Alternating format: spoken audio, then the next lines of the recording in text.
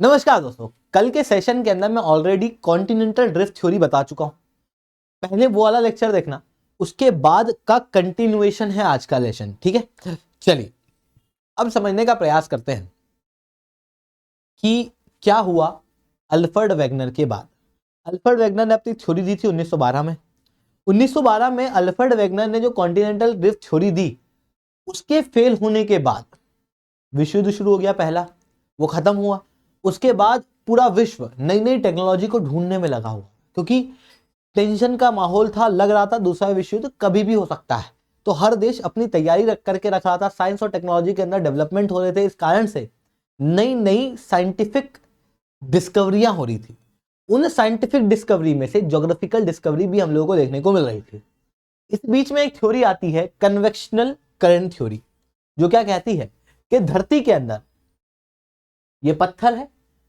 अभी धरती के ऊपर आप जैसे ही खड़े हो तो आपको आपके पांव के नीचे पत्थर महसूस हो रहा, ये लिथोस्फीयर है। ठीक है, जैसे जैसे अंदर जाते हैं तापमान बढ़ता है। एक समय ऐसा आता है कि तापमान बहुत बढ़ जाता है, इतना बढ़ जाता है कि पत्थर पिघल जाता है। तो धरती के अंदर एक एस्थेनोस्फीयर पाया जाता है सेमी सॉलिड स्टेट में, जिसे हम मैग्मा कहते हैं।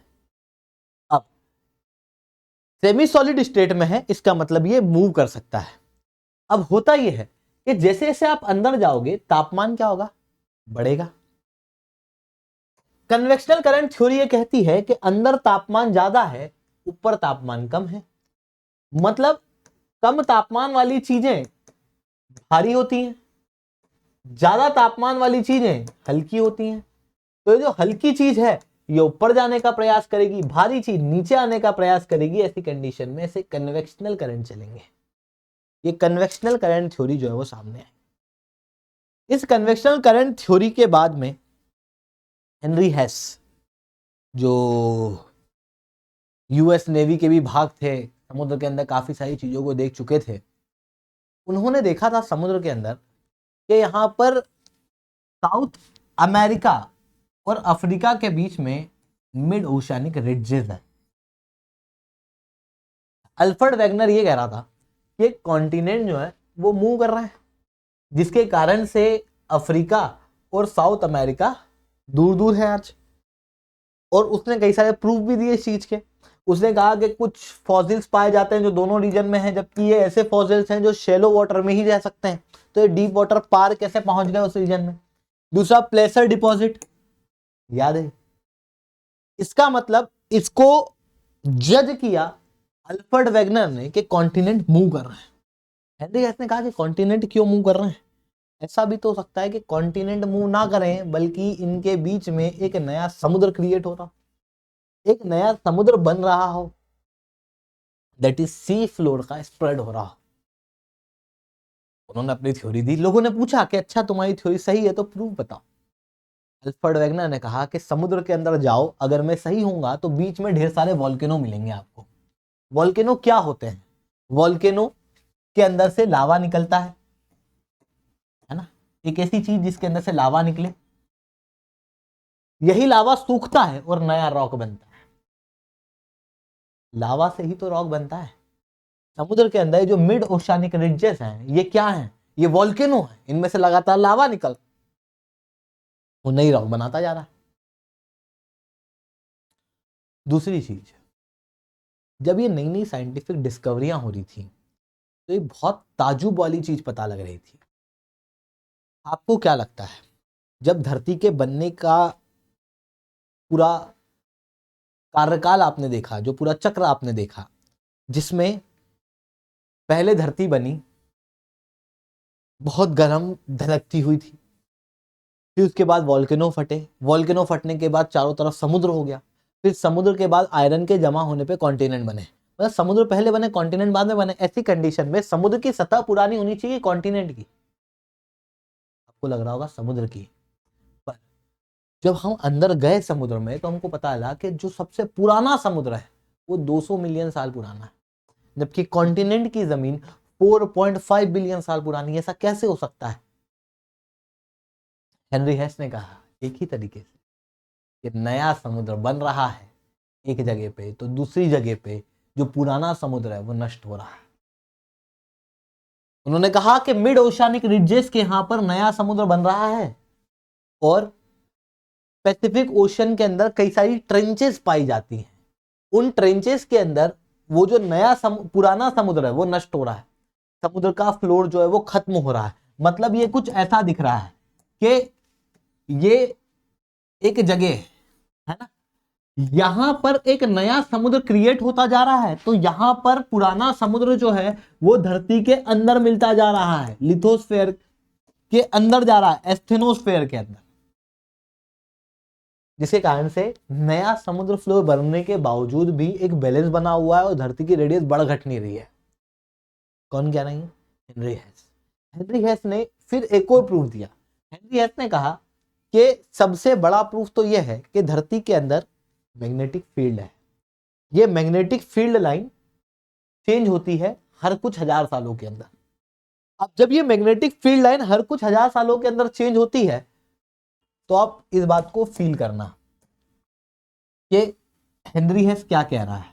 हेनरी हेस कह रहा है कि ये समुद्र के अंदर ये दो अलग अलग रॉक है, यहां अंदर से लावा जो है वो बाहर आता जा रहा है, लावा बाहर आता जा रहा है, लावा बाहर आता जा रहा है। अब ये जो रॉक है ये आगे मूव करती जा रही है और अंदर नष्ट होती जा रही है। ये रॉक आगे बढ़ जाएगी, यहां पर एक नया रॉक बन जाएगा, थोड़ी देर बाद यहां पर एक नया रॉक बन जाएगा, फिर ये थोड़ी आगे बढ़ेगी जगह, ये नया रॉक भी आगे चला जाएगा, लगभग यहां चला जाएगा, ये रीजन खाली हो जाएगा, तो यहां पर फिर ये रेड कलर का एक नया रॉक बन जाएगा। एक कन्वेयर बेल्ट जैसी थ्योरी है इनकी। अब इनका कहना यह है कि देखो जब भी ये रॉक बनता है तो रॉक के बनने के पहले तो लावा ही होता है, वहां लावा कैसा है? पिघला हुआ है, और जब तक वो लावा है तब तक उसके अंदर सारे रीअरेंजमेंट हो सकते हैं मिनरल्स के।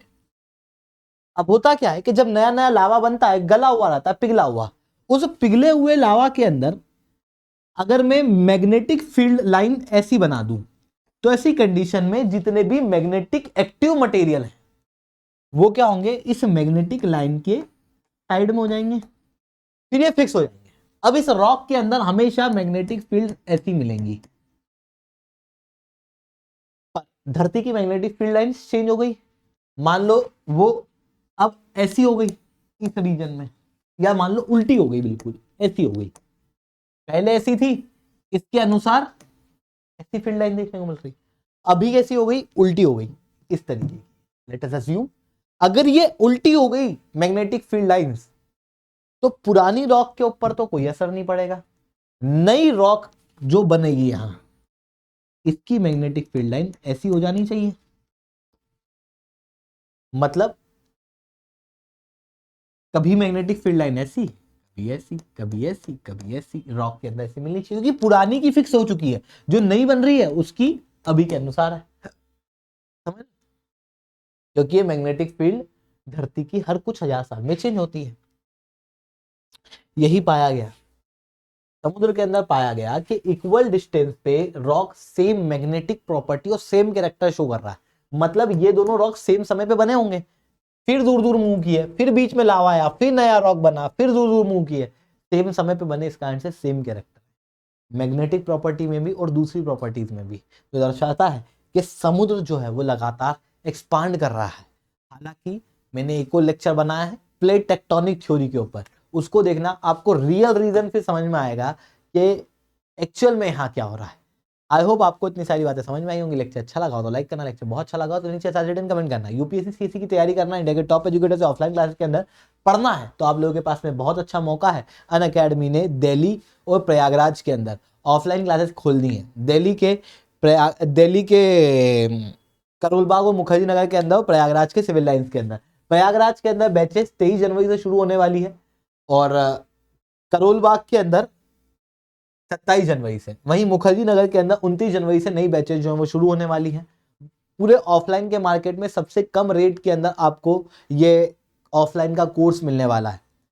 अब अगर आप 2024 के बच्चे हो तो आपके लिए प्रीलिम्स का सीसेट का क्रैश कोर्स अवेलेबल है, दोनों अलग अलग कोर्स। इनकी बैचेज जो है वो 22 जनवरी से।